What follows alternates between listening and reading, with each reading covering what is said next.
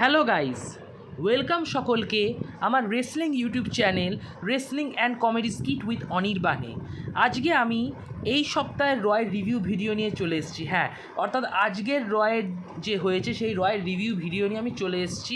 আর আজকের তো আমার দারুণ লেগেছে, মানে পুরো ফাড় দিয়া, মানে পুরো বড়িয়া, মানে দারুণ, অসাধারণ, দুর্ধর্ষ। আমার এই সপ্তাহে খুব ভালো লেগেছে। আর যেভাবে ট্রিপল এইচ লাস্ট 3-4 মাস ধরে কে প্রোগ্রেস করেছে না, ইট ইজ মানে তার জন্য সত্যি একটা হাততালি দিতে হয় হান্টারের জন্য। কারণ হান্টার যেভাবে কে চালাচ্ছে, ইটস আনবিলিভেবল।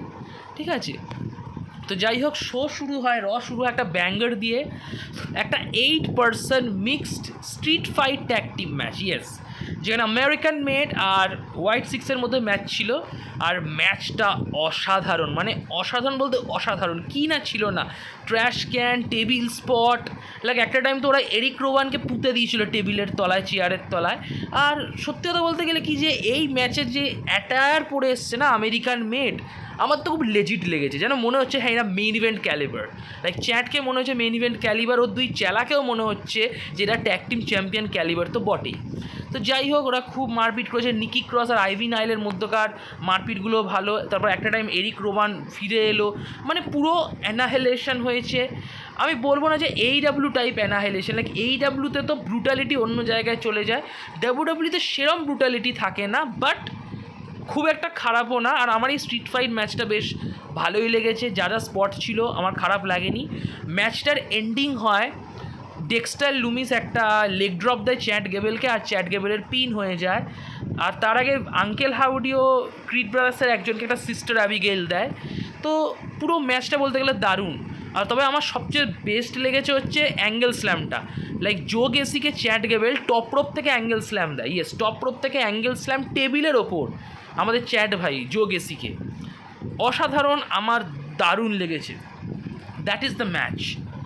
আর একটা মুভমেন্ট আছে, যে মুভমেন্টটা আমার কাছে নেই ছবিটা, সেটা হচ্ছে নিকি ক্রস চ্যাট গেবেলকে জার্মান সুপ্লেক্স দিয়েছে। ইয়েস, নিকি ক্রস চ্যাট গেবেলকে জার্মান সুপ্লেক্স। তার জন্য চ্যাট গেবেলকেও থ্যাংক ইউ জানাতে হয়, চ্যাট গেবেলকেও। কারণ চ্যাট গেবেল যদি হেল্প না করতো, নিকি ক্রসের সাধ্য হতো না চ্যাট গেবেলকে চাগানোর। সো চ্যাট গেবেল মানে আলাদা লেভেলের প্লেয়ার, আর আমার রেসপেক্ট চ্যাটের প্রতি প্রতিনিয়ত বাড়ছে। যাই হোক, এরপরে আমি বলি যে আমাদের ফিন বেলার সেকেন্ড, যে এরপরে ফিন বেলার আসার, বেলার এসে বলে যে ডেমিয়ান, তুই একমাত্র কারণ যার কারণে জাজমেন্টে ভেঙেছে। জাজমেন্টে ভাঙার পেছনে কারণ হচ্ছে তুই তোর ভাই, তোর বন্ধু বেলারকে পাত্তা দিতিস না, বেলারকে সবসময় দমিয়ে রাখতিস। যেখানে আমি তোর জন্য কত স্যাক্রিফাইস করেছি, তুই আমার স্যাক্রিফাইস কখনো দেখিসনি। সবসময় আমার কথা শোনাতিস, আমায় কেয়ার করতিস না। আমি বরাবর চেয়েছি তুই চ্যাম্পিয়ন থাকিস, তোকে আমি হেল্পও করেছি অনেক। বাট যখন আমার সুযোগ এসেছিলো, তখন তুই মানি ইন দ্য ব্যাংক ব্রিফকেস নিয়ে আমার সব কটা ম্যাচে আমাকে ডিস্ট্র্যাক্ট করে আমাকে হারিয়েছিস। আমি বেলারকে দোষও দেবো না, বেলার যেগুলো বলছে ফ্যাক্ট তো আছে। কারণ একটা সার্টেন টাইমে Damian Priest as a champion কিন্তু বেশ অহংকারী ছিল। সামহাও এই স্টোরিতে ডেমিয়ান প্রিস্ট আর রিয়া রিপ্লি ফেস, বাট ওরা যেরকম একটা টাইম জাজমেন্টের সাথে মাঝে মধ্যে বিহেভ করতো, অর্ডার দিত, আমি নিউ জাজমেন্টকে বা দোষ দিই কী করে? বাট যাই হোক, WWE যেরকম স্টোরি লেখার টেকনিক, তাতে তো ডেমিয়ান আর রিয়াকেই এখন ফেস দেখানো হচ্ছে, আর আমার কোনো আপত্তিও নেই তাতে। যেহেতু ডেমিয়ান এসে বলে যে অনেক হলো বেলার, আমরা ম্যাচ খেলি, তোর যা বলার তুই বলে দে, তারপর আমি তোকে পেটাবো। তো বেলার বলে, শোনো, আমি আর সেই ফিন বেলার নেই, আমি তোমার সাইড কিক নই। তুমি আমার সাইড কিক বানিয়ে রেখেছিলে ডেমিয়ান, বাট আমি সাইড কিক নই। এখন আমি আমার ডিসিশান নেব। ব্যাড ব্লাডে রিয়া যেমন লিভের কাছে হারবে, তেমনি ব্যাড ব্লাডে তুইও আমার কাছে হারবি, কারণ ব্লাডে আমি তোকে চ্যালেঞ্জ করছি ম্যাচ। তো ডেমিয়ান বলে ওকে ফাইন। তো ডেমিয়ান খেলাতে যাবে, তো বেলারের বাকি চ্যালার অর্থাৎ নিউ জাজমেন্টের যারা মেম্বার, তারা সবাই মিলে ডেমিয়ান প্রিস্টকে পেটাতে থাকে। 4-on-1 অ্যাসল্ট চলতে থাকে। তো রিয়া রিপ্লি আসে বাঁচাতে, বাট রিয়া রিপ্লিও লিভ মর্গানের কাছে মার খেয়ে যায়। সো রিয়াও লিভের কাছে মার খেয়ে যায়, আর 4 জনে মিলে ডেমিয়ানকে পেটাচ্ছিল। তারপর একটা সার্টেন টাইম মামিকে বাঁচানোর জন্য, রিয়া রিপ্লিকে বাঁচানোর জন্য ডেমিয়ান প্রিস্ট রিয়ার গায়ের ওপর উঠে পড়ে, যে মারলে আমায় মার, আমার বোনকে ছেড়ে দে, আমার টুইনকে ছেড়ে দে। তো লিভ মর্গান কী করে, ক্রাচ দিয়ে ডেমিয়ানকেই পিটিয়ে দেয়। সো ডেমিয়ান আর মামি খুব মার খেয়েছে, আর মার খাওয়ার পরে যে উসো আসে চেয়ার নিয়ে, আর সবাই পালিয়ে যায় জাজমেন্টের মেম্বাররা। আমার একটাই বক্তব্য, যে উসোতে লেটে কেন এলো? আমি কিছু জিনিস সত্যি বুঝি না রেসলিংয়ের, যে why he comes so late. ঠিক আছে, তোমার বন্ধু আর তোমার বান্ধবীকে পেটাচ্ছে আর তুমি এসছো পেটানো খাবার অনেক পরে, লাইক এরকম ফ্রেন্ড তো আমার রাখাই উচিত না। তো যাই হোক, জেউস অনেক পরে এসছে, বাট যাই হোক এসছে, নইলে আরও হয়তো খারাপ হতে পারতো মামি আর ডেমিয়ানের সাথে। যাই হোক, তো ব্যাড ব্লাডে বেলার ভার্সেস ডেমিয়ান, ঠিক আছে দেখা যাক কেমন হয় ম্যাচটা। আমার মনে হয় বেলার মনে হয় জিতবে একটা ম্যাচ, অ্যাটলিস্ট জেতা উচিত। যাই হোক, দেন আমরা একটা ট্যাগ টিম টাইটেল ম্যাচ দেখি, আলবা আর Isla versus Jade and Bianca. আর এই ম্যাচটা নিয়ে আমার কিছু বলার নেই, ম্যাচ ঠিকঠাকই ছিল অ্যান্ড বিয়াঙ্কার জেড টাইটেল রিটেন করে অবভিয়াসলি, এবং এটা ভালো ডিসিশনও বটে। ঠিক আছে, বিয়াঙ্কা জেডের রিটেন করাটা, আর সেটা হওয়া উচিতও। অ্যান্ড দেন আমরা দেখি ব্যাক স্টেজে ব্রন স্ট্রোম্যান বলছিল যে আমি একটা মনস্টার, আর তার থেকে বড় কথা আমি আহত মনস্টাররা বেশি ডেঞ্জারাস হয়।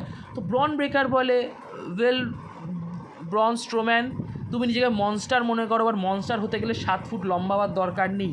মনস্টারটা একটা সাইকোলজিক্যাল টার্ম, যেটা আমার মধ্যেও আছে, আর তুমি এখনও দাঁড়িয়ে আছো স্ট্রোম্যান, কারণ তুমি এখনও ব্রেকারকে ফেস করোনি। তো স্ট্রোম্যান বলছে যে তুমি জানো না বাচ্চা আমি কি জিনিস, তুমি দেখে নেবে। তো যাই হোক, তো থ্রু আউট এই জুড়ে না ব্রন ব্রেকার তার সমস্ত পোটেনশিয়াল চ্যালেঞ্জারের কাছে গেছে এবং তাদেরকে অপিনিয়ন দিয়েছে, আর আমার এটা বেশ ভালো লেগেছে। লাইক ব্রন ব্রেকার বসেছিল না, ব্রন ব্রেকার সবার কাছে গেছে যারা যারা ওর নাম্বার 1 কন্টেন্ডার হতে পারে।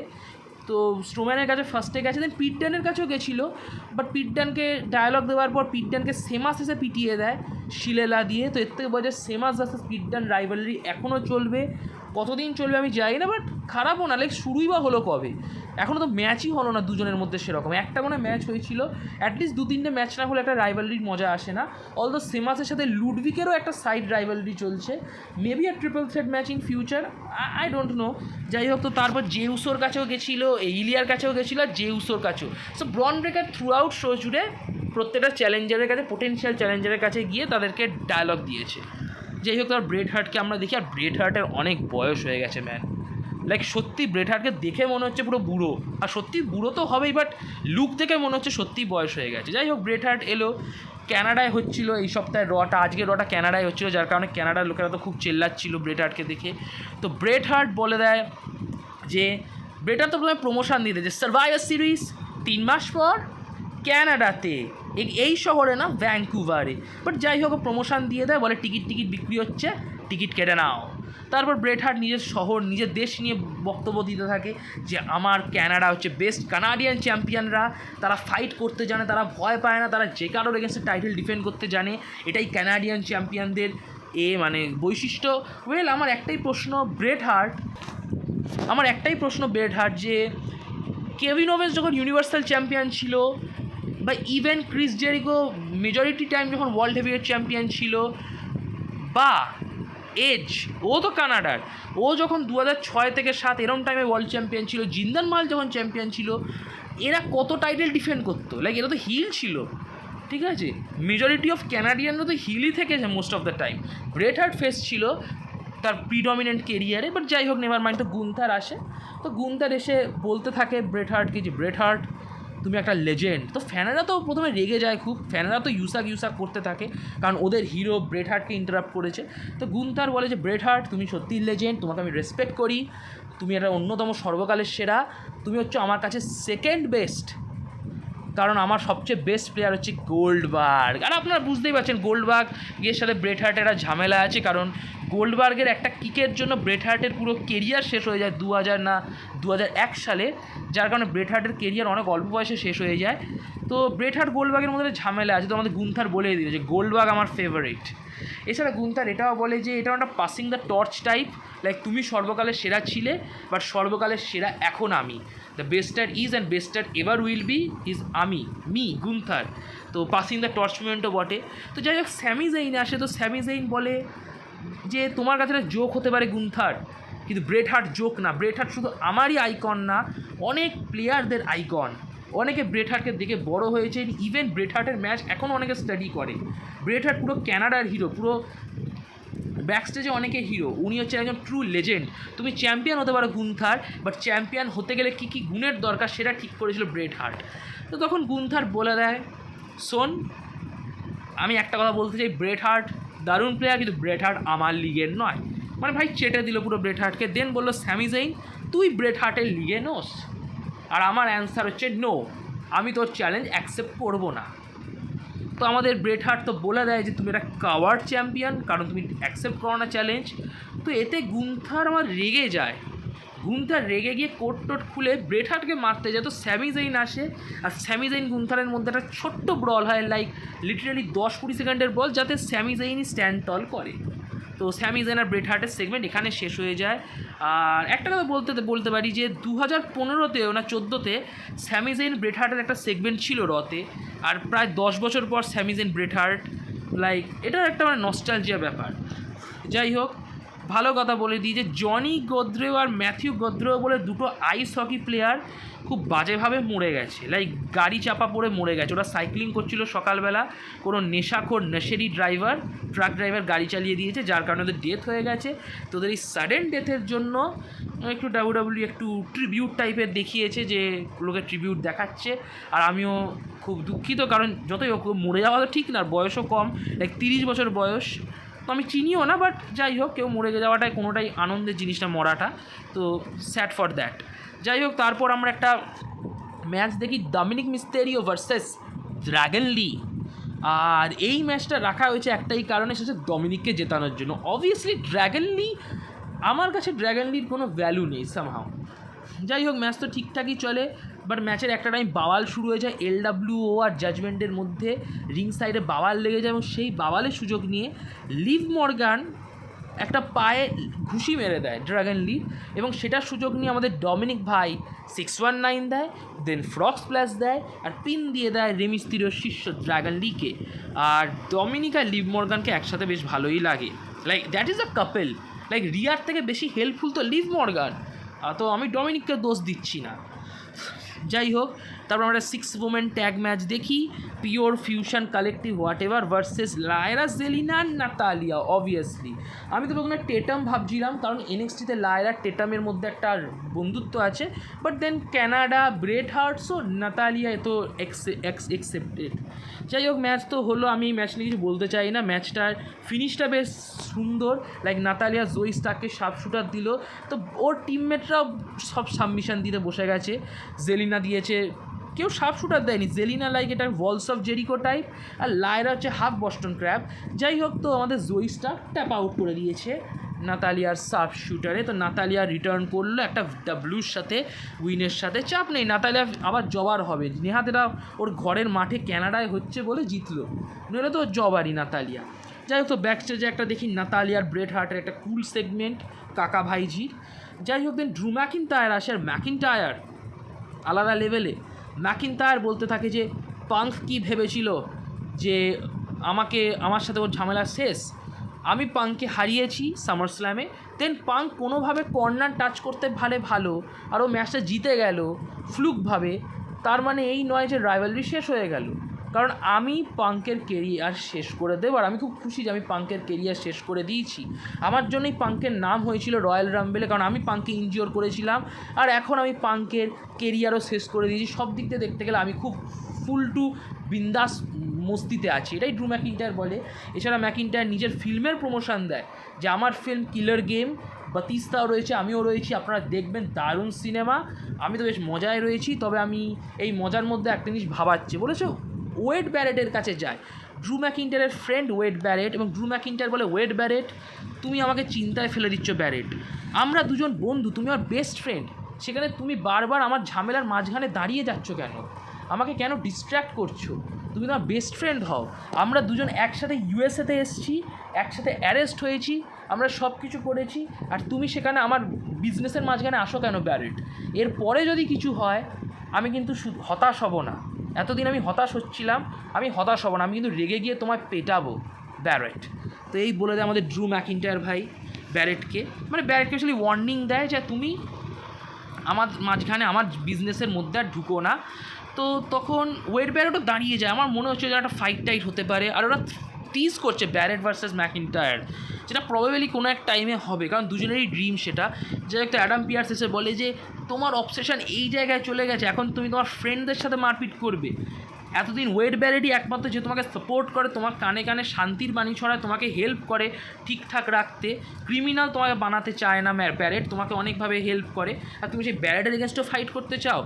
তো অ্যাডাম পিয়ার্স তখন ম্যাকিন্টায়ারকে বলে, শোনো ম্যাকিন্টায়ার, তোমার সাথে পাঙ্কের ঝামেলা শেষ হয়নি, আর আমি চাই আলটিমেটলি শেষ হোক একটা ম্যাচের সাহায্যে, ব্যাড ব্লাডে Hell in a Cell match. তো ম্যাকিন্টায়ার তো খুব খুশি হয়। So McIntyre versus Punk apparently Hell in a Cell match হয় ব্যাড ব্লাডে, এটা জানা ছিল, বাট দারুণ একদম ঠিকঠাক ডিসিশান, একদম ইন্টারেস্টিং ডিসিশান। যাই হোক, ব্যাকস্টেজে আমরা সেগমেন্ট দেখি কেরিয়ান ক্রস মিসকে এবার টার্গেট বানিয়েছে। যাই হোক, মিসকে জেভিয়ার উডস বোঝাচ্ছে যে মিস এর কথা শুনে না, এ বেকার, এখানে লোকের মধ্যে মানে লোককে খারাপ করার চেষ্টা করে। দেন কোফি আর জেভিয়ারের মধ্যে একটা কথোপকথন হয় যে পরের সপ্তাহে রতে ট্যাগ টিম টাইটেল ম্যাচ। একটা কথাই বলতে চাই যে নিউ ডে ব্রেকআপ হওয়াটা খুব দরকার, লাইক লিটারালি, নয়তো রিলিজই করে দিকে এই দুজনকে, লাইক সেই জিনিস আর নেই। এক টাইমে ভালো লাগতো, বাট এখন খুব বেকার লাগে আমার নিউ ডে। যাই হোক, দেন রে মিস্তেরিও ভার্সেস ফিন বেলার একটা ম্যাচ হয়, যে ম্যাচটা মোটামুটি ঠিকঠাক চলছিল, বাট ফিন বেলার লাস্টে রে মিস্তেরিওকে একটা সাবমিশন দেয় রোপে। তো রোপে সাবমিশন দিলে তো ভাঙতে হয় 5 গোনার মধ্যে, ফিন বেলার ভাঙেনি, তো রেফারি বেলারকে ডিসকোয়ালিফাই করে রে মিস্তেরিওকে ম্যাচটা জিতিয়ে দিল। বাট ম্যাচ হারার পর ফিন বেলার একটা স্টেটমেন্ট দিল, রে মিস্তেরিওকে খুব পেটালো এবং পিটিএ ব্যাকস্টেজে একটা সেগমেন্ট দিয়ে বোঝালো যে জেতা হারা অতটা ইম্পর্টেন্ট না এখন বেলারের কাছে। বেলারের কাছে এখন ইম্পর্টেন্ট হচ্ছে annihilation, destruction, and that's it. যাই হোক, দেন মেন ইভেন্টের কথা বলি, ফেটাল 4-ওয়ে ম্যাচ। মেন ইভেন্ট যে জিতবে সে ফেস করবে ব্রন ব্রেকারকে, Jey Uso, Ilja Peter and Braun Strowman. আর ম্যাচ তো বেশ সলিড ছিল, আমার দারুণ লেগেছে ম্যাচটা, অসাধারণ ম্যাচ, খুব সলিড ম্যাচ, চারজনের কেমিস্ট্রি ভালো। আর সবচেয়ে বেস্ট হচ্ছে ব্রনসন রিড রিটার্ন করে, ওর কোভিড অ্যাপারেন্টলি ঠিক হয়ে গেছে, এখন আর ভাইয়ের মধ্যে কোভিড নেই। তো ব্রনসন রিড দুম করে কোথা থেকে উড়ে এসে জুড়ে বসে ব্রন স্ট্রোম্যানের ওপর একটা স্প্ল্যাশ দেয়, আর স্ট্রোম্যান টেবিল ভেঙে পড়ে, অ্যানাউন্স টেবিল ভেঙে। তো স্পটটা খুব কুল ছিল। দেন জে উসো আলটিমেটলি পিট ডানকে উসো স্প্ল্যাশ দিয়ে পিন দিয়ে দেয়, 1 2 3 করে দেয়। আলটিমেটলি আমাদের জে উসো পিন দিয়ে দেয় পিট ডানকে, আমি জানতাম এটাই হবে। জে উসো ম্যাচটা জেতে, অ্যান্ড জে উসো ফেস করবে ব্রন ব্রেকারকে আইসি টাইটেলের জন্য। আমি তো বলছিলামই যে জে উসো ভার্সেস ব্রন ব্রেকার হবে। যাই হোক, তো এখানেই শেষ হলো। দারুণ লেগেছে এই সপ্তাহের আমার। তো যদি আপনাদের ভিডিওটি ভালো লাগে, ভিডিওটি অবশ্যই লাইক করে দেবেন, ভিডিওটি নিজের রেসলিং বন্ধুবান্ধবদের মধ্যে শেয়ার করবেন, আর অবশ্যই আমার ইউটিউব চ্যানেল সাবস্ক্রাইব করবেন, কমেন্ট বক্সে কমেন্ট করবেন, আর নোটিফিকেশান বোতামে ক্লিক করতে ভুলবেন না। ক্লিক করলে আপনারা সহজে আমার ভিডিওর আপডেট পেয়ে যাবেন। তাহলে কী বললাম, লাইক, শেয়ার, সাবস্ক্রাইব, নোটিফিকেশান বোতামে ক্লিক, আর কমেন্ট বক্সে কমেন্ট। গুড নাইট, বিদায়।